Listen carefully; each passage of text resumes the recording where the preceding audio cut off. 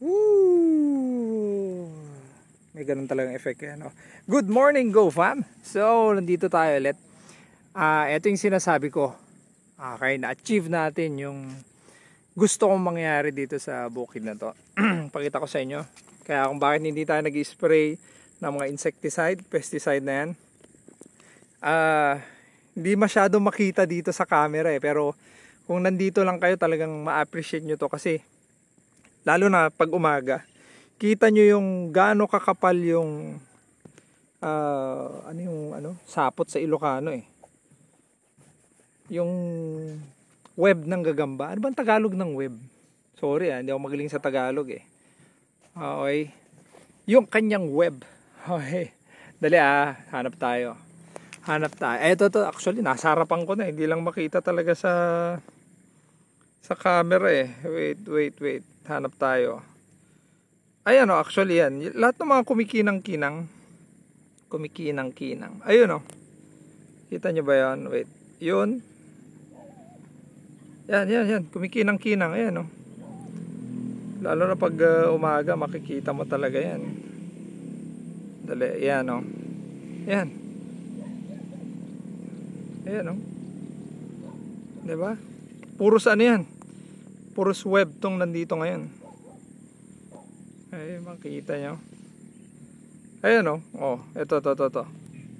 Ito, tumbong yan. Oops, sorry. Ayan. Sa gitna mismo ng screen.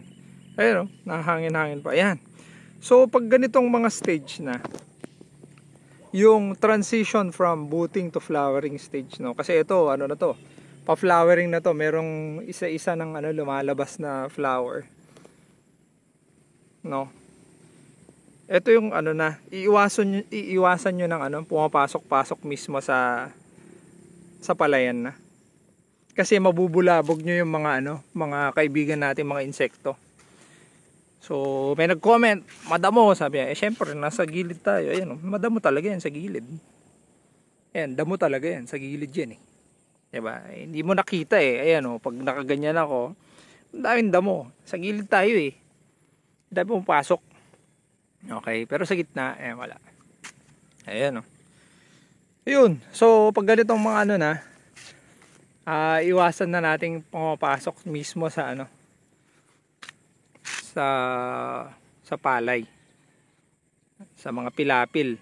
Huwag na tayong papasok kasi pag pumapasok ka, nabubulabog yung mga gagamba. Try natin focus dito. Sana makita. Ayan Yan, yung nasa gitna. Yan, gagamba yan.